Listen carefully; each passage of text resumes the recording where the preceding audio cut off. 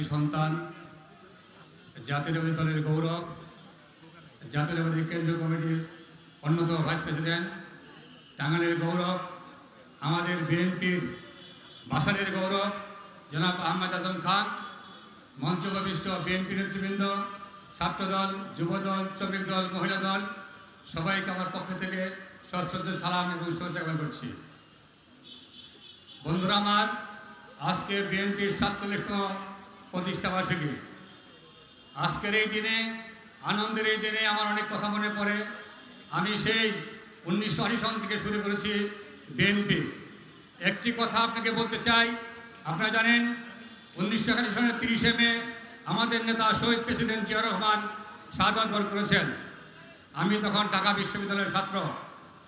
ভাইরা আমার, আপনারা বিশ্বাস করবেন কিনা জানি না, আমি ঢাকা বিশ্ববিদ্যালয় থেকে যখন বিএনপির সমস্ত নেতৃবৃন্দ পরবর্তী নির্দেশ কী আসে অপেক্ষা করতেছিল, সেই মুহূর্তে আমি ঢাকা বিশ্ববিদ্যালয় সলিমুল্লাহ হল থেকে মাত্র 20 জন ছাত্রনেতাকে নিয়ে প্রথম মিছিল শুরু করেছিলাম।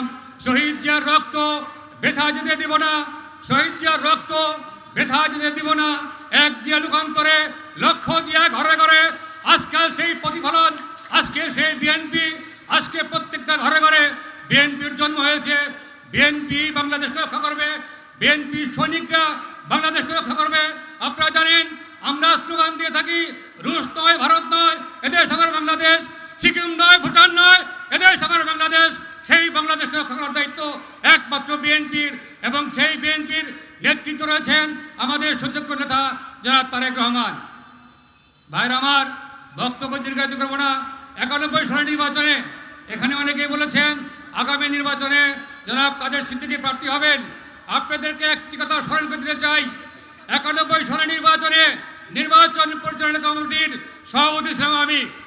সেই নির্বাচনে জনাব হুমায়ুন খান পন্নীকে কাদের সিদ্দিকীর বিরুদ্ধে ব্যাপক ভোটে বিজয় অর্জন করেছিলাম। আগামী নির্বাচনেও আমি বলতে পারি, ঘোষণা দিতে পারি, কাদের সিদ্দিকীর থেকে 50,000 ভোটের ডিফারেন্সে আমাদের নেতা পাস করবে।